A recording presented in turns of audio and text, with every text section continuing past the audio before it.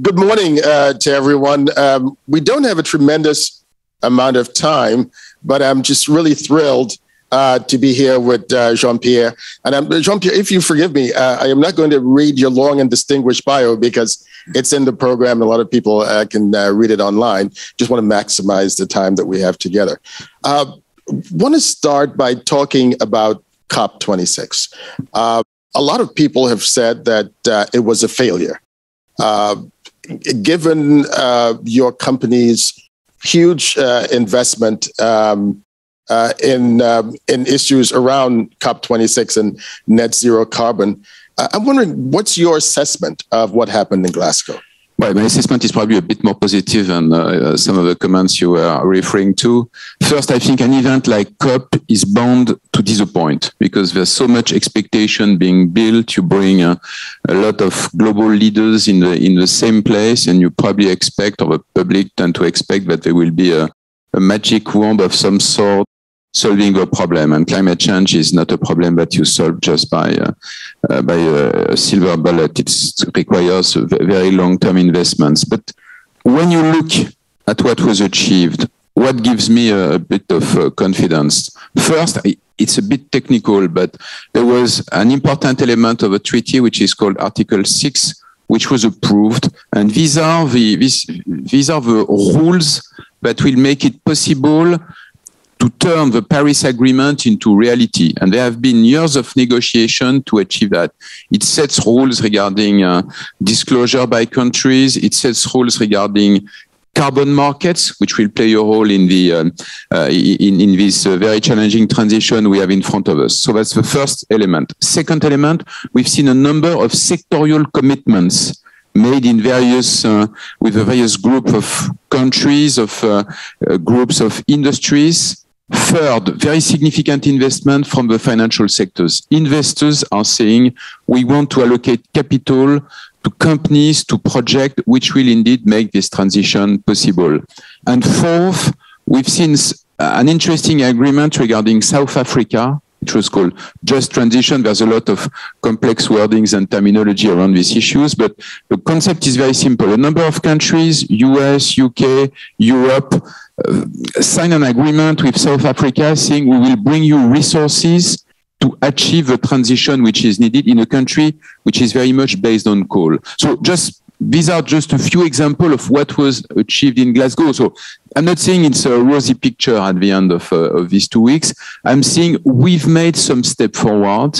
We are in a situation where more or less 90% of the world has made a net zero commitment from 2050 to 2070. India was the last one to make such a commitment. We need to act, but I think we've created frameworks and we've made some step forward in the right direction. So the glass is more than half full, not half empty, as far as you're concerned. Yeah, I tend to think it's a bit more than half full. Well, let's talk about this energy transition. A number of companies are taking the lead in this transition. Why don't you talk about what are some of these companies that are taking that lead in transition lead? I guess ENGIE is one of them, but I certainly won't say that we are the only one. Fortunately, there's a number of companies going in the same direction. And just taking the example of ENGIE, because this is the one I know best, there's really two lines of action. The first one is to change very significantly our energy mix. We are investing very, very heavily in renewable. We want to be one of the leader on renewable. We have set the objective to go from 30 gigawatt of renewable capacity today to 80 by 2030. And when we talk about carbon neutrality, people tend to focus on what will happen in 2050. Obviously, what's very important is what we will achieve in the next few years. So very significant investment in renewable. We are phasing out coal. We've taken a commitment that by 2025 in Europe, 2027 globally, we won't use any more coal as part of our energy mix. And then second line of action with our customers. We are bringing to our customers, corporation, local government, the tools, the technologies, the infrastructure they need to achieve this transition. Very simple example, when it comes to large cities, we are a global leader in what's called district cooling and district heating. And district cooling and district heating are very efficient ways to heat and do air conditioning in areas where you need that. In fact, by doing this collective approach where you don't go into air conditioning system on top of every building, but you have a network which goes throughout the city, bringing coal into the places where you need it, you reduce the carbon emission by more than 50%. Same concept on district heating. By making heating by having a collective approach to heating, you reduce also very significantly the emission. So companies like ENGIE works on its own energy mix, but also with its customers to bring carbon efficient solution. Can we go back to the coal decision by ENGIE, because it's hugely important. We're talking about phasing out in Europe by 25, as you said, and globally by 27. One, I want to ask you how that's going. Some people may wonder whether or not you can meet your goal, but I just want to get a sense of how that's going. And also whether you'll have more success than, say, the Chinese, who are phasing out financing of coal. First, we've started, it will happen. Mm-hmm. We've made a very clear commitment, and I don't see a scenario or a situation where we would miss this commitment. We've started early. Today, coal is only 4% of our current energy mix, but as you probably imagine, what the remaining installation using coal are the most difficult to deal with. We are shutting down some of them. We are converting some of them to different types of fuel. And what you have to realize that in the energy sector, a company, a producer is never alone. We have governments, we have regulators, and we need to negotiate this exit from coal with the countries and the regulators where we operate. And in some countries, it's a bit difficult because our coal-fired power plant could be very important in a country electricity production network. In some situations, we have social issues associated. Sometimes you have a coal power plant, but also a coal mine next to it, employing thousands of people. So you need to make sure that you create the condition for a transition which does not put too much pressure on the local population of the areas where we operate. So it means in some cases long-term planning, and the reason why we are saying 2027 as the objective to exit outside of Europe is that we have a certain number of situations in Morocco or in Brazil where we know that the transition will take some time.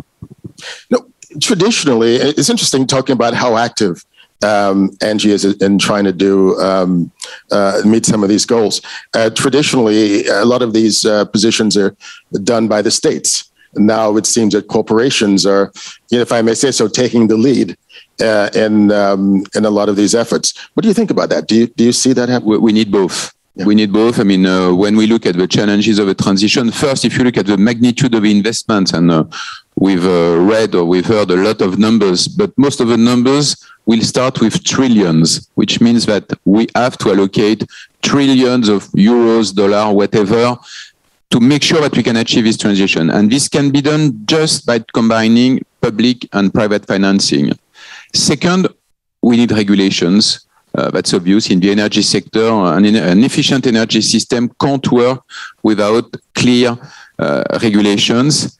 But then you need to make sure that the private sector is working very hard to make this transformation possible. So I'm absolutely convinced that dialogue between public and private sector is important. Private-public partnership of various sorts, there are very different schemes in different parts of the world, are also very important to make sure that we achieve these very demanding goals. But good news, if I may, is that I think in the last probably 5, maybe even 10 years, but certainly 5, I've seen the private sectors really raising very much its ambition. I don't meet today any CEO of any company who says, climate change, I don't care. On the contrary, I mean, as the chairman of a large utility, when I meet people in various types of industries, the key subject of discussion on the table is always climate change. What are my needs? How can you support my this transition? So I think this is indeed very good news. And by the way, what has happened in the last 18 months, the pandemic, has not reduced the focus on this priority. On the contrary, I've perceived around me people suddenly realizing that the planet is fragile because the pandemic was a great example of this. In a few weeks, we've shut down the planet more or less at the beginning of 2020. And this realization that the planet is fragile has led to very significant increase in the attention given to climate change, which seems to be today the next danger. And by the way, there is no vaccine against climate change. There won't be any quick fix. When the climate change phenomena has started, it takes hundreds, thousands of years to reverse it. You know, it's interesting you talk about talking to CEOs and others and people really seeing the importance of it. Is it just that people have come to the realization that the planet is fragile? Are there other reasons that you think that people have gotten on board and other companies are doing this? Well, first, I think the phenomena started many years ago, but not so long ago. I mean, if I look back 15 or 20 years, this was not part of the agenda. But it started 10 years ago, and there was a progressive realization that this is an absolutely key phenomena. I think the level of understanding has increased tremendously. What the Intergovernmental Panel on Climate Change has done to make the science available to a lot of people has done a lot of good to make this phenomena understood, and the urgency to tackle it much more obvious for everyone. And yes, I think we are at a point of time where there is a collective mobilization of this. And if I may, an interesting event of the past few years is the mobilization of the financial sector. And there too I've seen changes. I think some years ago we were talking about investors willing to discuss not just about your last quarter financial performance, but willing to discuss on longer term non-financial performance indicators. But it was the last question of a roadshow meeting. Now, when we engage with investors, this question of how is your company contributing to the fight against climate change, how are you preparing yourself? This is the first question. As a chairman, I do what we call governance roadshow before the yearly general meeting of our shareholders. I can tell you that last year, in April, March, before the shareholder meeting of ENGIE, but my colleagues tell me it was the case for most of the companies, most of the large listed companies, the question of climate change and the alignment of the company objectives with this challenge was taking the center of the stage. And we see today investors pushing us in the right direction, telling us very clearly that they want to invest in companies which contribute to climate change. And by the way, in Glasgow, there was, as I was mentioning, a commitment from the financial community. A very large number of fund managers have said, we want to measure the contribution of our portfolio of assets as far as climate change contribution is concerned. And we are also setting objectives. And this objective will be the basis for allocating capital. So another reason for corporations to be very, very active on this field. You know, I want to pick up on that in a minute, and I'll go back to the whole green capitalism.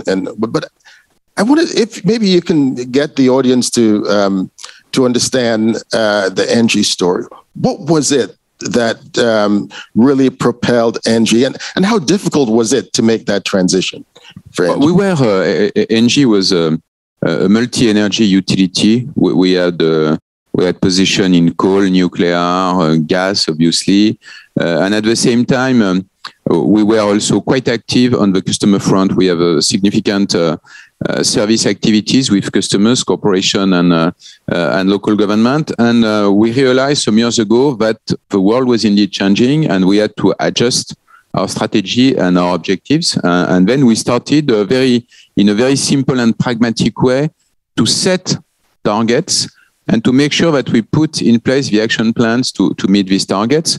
The first, I was about to say low-hanging fruit, it was not so hanging so low, but the first obvious point was coal. At the time, we had coal represented a significant part of our primary energy mix. So we have decided to reduce it very significantly, down to 4% today. It was, I think, more than 30% 10 years ago. we started to invest in renewable. We've discovered that renewable was indeed a key element of this transition. Now we have 30 gigawatt of renewable, which is obviously sizable. And this was the beginning of a long journey. Last year, we've set objectives, net zero by 2045, including all scope. That's a challenge, and we are distributing gas to a large number of users, both corporation and household. So 2045 net zero is a challenge, but we have very specific plans to do it. We have an internal price of carbon. We are allocating a certain amount of carbon emission for all of our global business units, so that and some of them are really in a situation where this carbon allocation are the metrics which limits their growth. And then we have aligned our teams, and it's probably the most important and maybe the most positive element of this approach. I think that we have 150,000 employees around the world. I think if you ask them, what do you do? They will say, hopefully I'm an ENGIE employee and I contribute to the energy and climate transition. Whatever they do on the ground, they can work on very different businesses in very different countries, but there is this shared view that indeed the company has a purpose.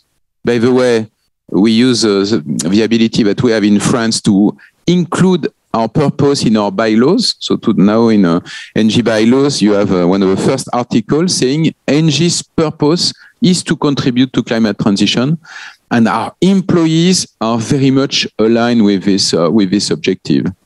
And there wasn't any pushback within the employee base? There were a lot of pushback. I'm not pretending this was a simple and easy journey. There was a lot of pushback because when you do that, you are asking people to change the way they operate, to change focus, in some cases to renounce to some activities, to put much more efforts in others. There were a lot of pushback, but I think we've been able, all of our management lines have been able to convince people that this is the way to go.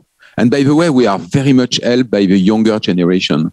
When we hire people in their 20s or in their 30s, and sometimes I participate in meetings or discussion with potential hirees or people who have just been hired, you see the level of enthusiasm, and clearly this is really helping the transition. Let's go back to the whole idea of green financing and green capitalism. I'm curious about what were the challenges, talking about challenges, what are the challenges you had to overcome in that?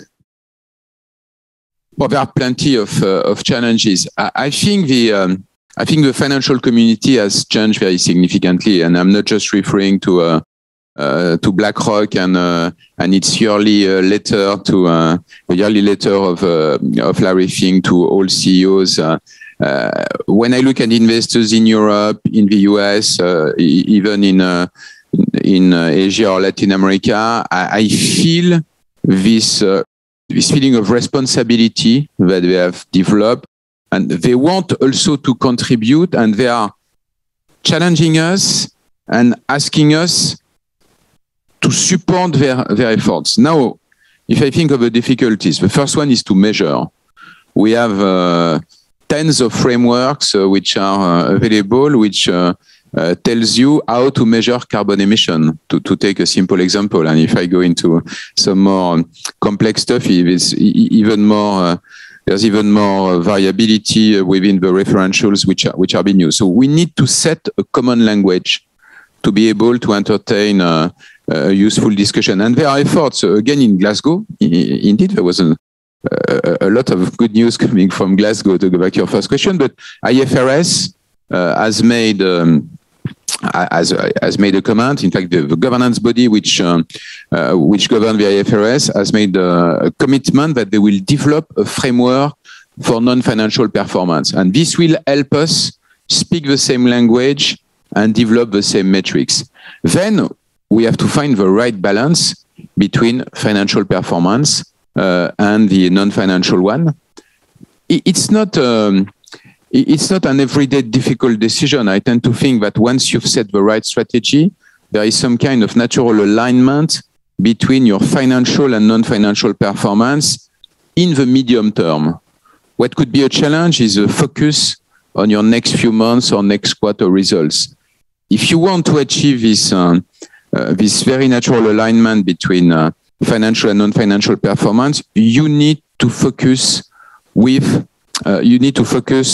to more medium-term objectives than very short-term ones.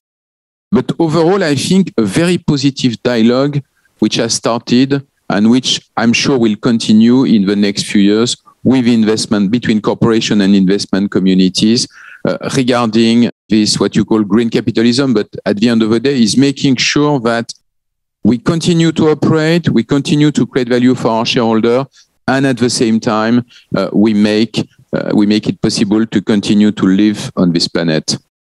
And it's helped the bottom line, as I understand it. You're doing. I think it's more.